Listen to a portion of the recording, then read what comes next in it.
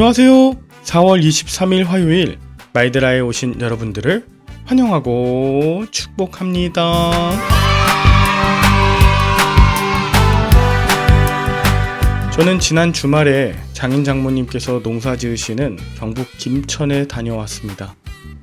다음 주부터 부임하게 되면 당분간 정신없을 것 같아 잠시나마 장인 장모님 얼굴 뵙고 일손을 좀 돕고 왔습니다. 사실 작년부터 샤인머스켓 값이 많이 떨어지고 하우스 난방료 지원이 끊기고 위류비가 올라서 이래저래 걱정이 많으십니다. 새 포도나무를 심고 3년 이상 나무를 키워내셔야 할기에 그 시간 동안 경제적, 정신적 어려움이 있으셨을 텐데 이제는 떨어진 가격과 오른 유류비 등으로 심리적으로 많이 위축되시지 않나 걱정이 됐습니다. 그래서 작게나마 힘이 되어드리러 갔던 것인데요. 사위와 딸이 새로운 목회지에 부임하는 것을 누구보다 기뻐하셔서 저희가 되려 힘을 받고 왔습니다. 여러분들도 부모님께서 살아계신다면 부모님께 아니면 배우자나 자녀들에게 안부를 전하시고 고마운 마음을 전하는 오늘로 보내시면 어떨까요? 우리의 인생이 영원하지 않으니까요. 그러면 오늘 살아있음에 감사하고 함께 살아주어 고마운 마음을 담아 오늘의 마이드라를 힘차게 시작해 보도록 하겠습니다. 자, 출발!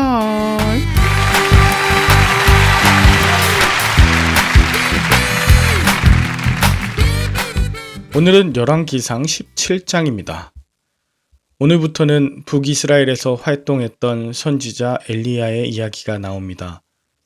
본문 1절은 길르앗에 우거하는 자 중에 디셉 사람 엘리야라고 그를 소개합니다. 길르앗은 므낫세 자손으로 그들이 받은 땅은 요단 동편이라 요단강 서편에 있는 대부분의 이스라엘에 비하면 보잘것없는 곳입니다. 게다가 디셉 사람 엘리야라고 표현했는데 디셉 또한 어딘지 정확한 위치가 알려진 바 없습니다.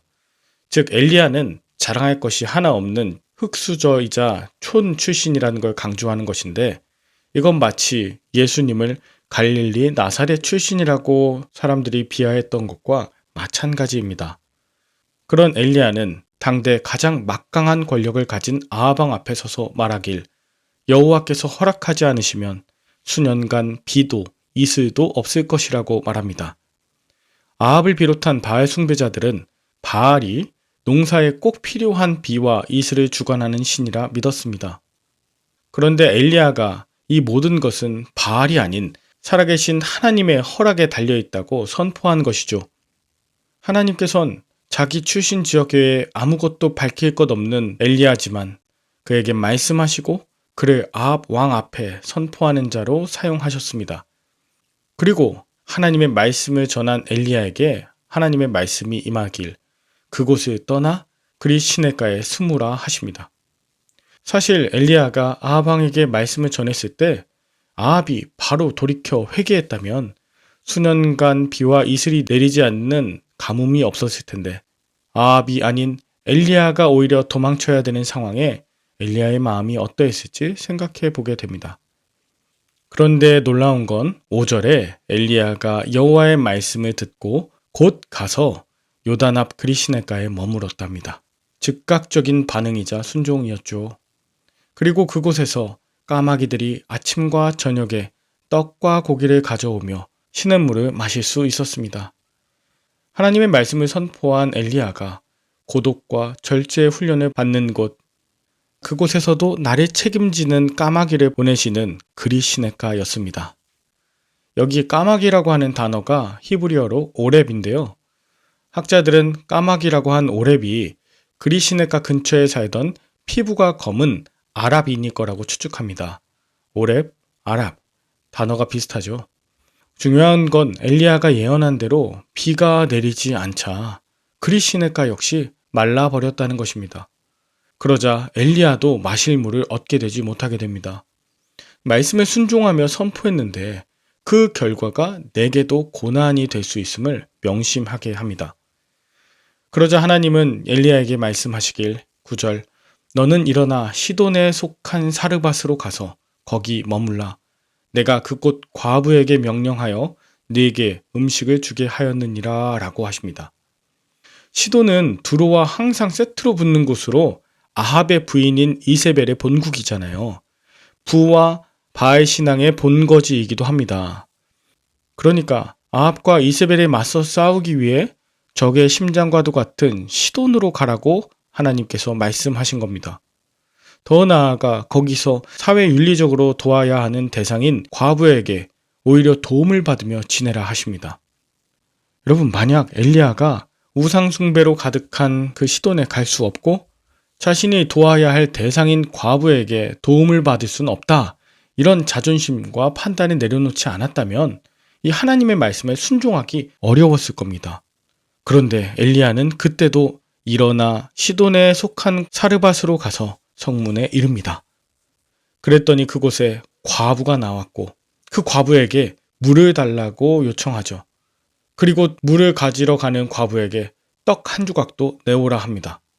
그런데 그 사르밧 과부의 상황도 가뭄으로 인해 더 이상 먹을 것을 구할 수 없어 아들과 함께 마지막 식사를 하려고 죽으려던 절망적인 상황이었음을 알게 하죠. 엘리야는 그런 과부에게 하나님께서 말씀하신 대로 음식을 만들어 달라고 과하게까지 보이는 부탁을 합니다. 저라면 절대 할 수 없는 일입니다. 그러나 엘리야는 하나님의 약속을 신뢰하면서 말하길, 이스라엘의 하나님 여호와의 말씀이 나 여호와가 비를 지면에 내리는 날까지 그 과부의 집에 통에 가루가 떨어지지 아니하고 병에 기름이 없어지지 아니하리라고 하셨다며 그 과부에게 하나님의 말씀을 전합니다. 이 말을 들은 사르밧 과부는 이방 여인임에도 불구하고 엘리야의 말대로 하였죠. 그리고 그와 엘리야와 그의 식구가 여러 날 먹었으나 16절 엘리야를 통하여 하신 말씀 같이 통의 가루와 병의 기름이 떨어지지 않았습니다. 저절로 채워졌다기보다 하나님의 은혜와 도우심으로 말미암아 가뭄 중에도 가루와 기름을 제공하는 이들이 있었을 거라고 추측해 볼 수 있습니다. 이렇게 말씀대로 이루어지는 기적을 맛본 여인은 자신이 과부라는 신세를 잊을 만큼 평안한 시간을 보냈을 것입니다. 그런데 17절부터 24절에 보면 그 여인에게 있던 아들이 병들어 죽는 큰 사건이 나옵니다.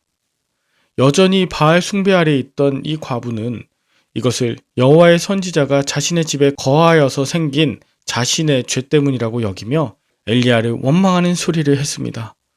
그러나 엘리야는 그 원망하는 소리를 듣지 않고 오히려 그 과부에게 그의 아들을 달라고 하여 죽은 아이를 안고 다락으로 올라가 침상에 누이고 그 아이 위에 몸을 펴고 엎드려 하나님께 기도합니다.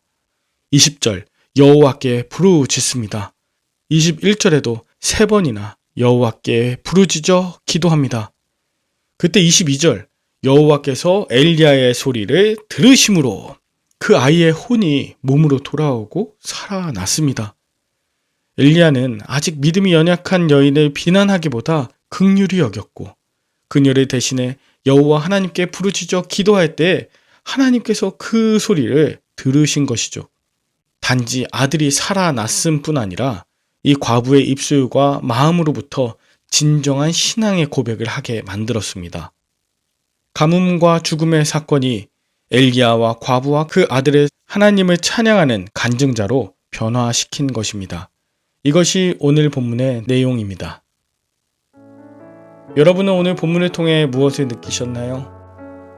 여러분은 하나님의 말씀을 믿고 선포했음에도 불구하고 이루어지지 않을 것 같은 불안과 염려를 느끼신 적이 있습니까?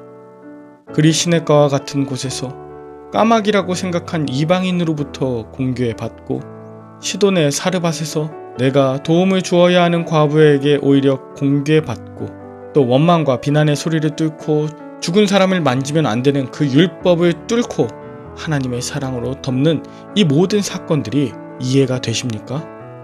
사실 저는 아합왕 앞에 설 만큼 담대하지 못합니다. 남에게 부탁도 잘 못하고요. 그리고 부정하다고 여긴 것에 대해 철저하게 경계하며 정결을 지키려고 합니다. 그런데 오늘 엘리야는 하나님의 말씀에 순종하며 이 모든 것들을 다 감당해냈습니다. 어쩌면 엘리야가 처음부터 이런 것에 약했기 때문에 하나님께서 친히 훈련시키신 건 아닐까 생각을 하게 되었어요.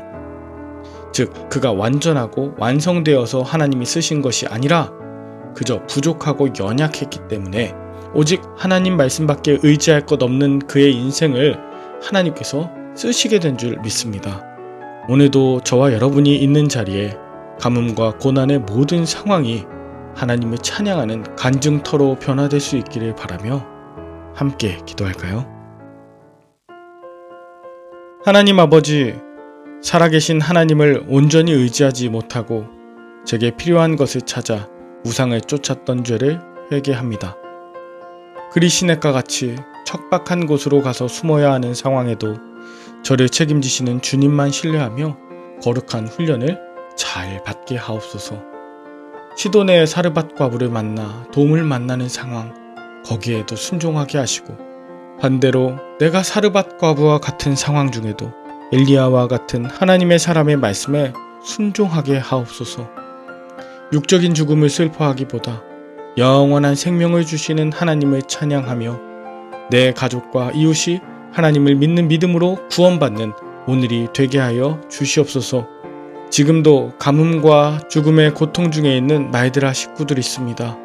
주님 찾아가 주셔서 성령의 기름을 부어주시고 성령의 호흡을 불어 넣어 주셔서 살려 주시옵소서. 일으켜 주시옵소서. 예수님의 이름으로 기도 올리옵나이다. 아멘. 오늘도 좋은 하루 되시길 바라며 저는 내일 다시 찾아뵙도록 하겠습니다. 샬롬.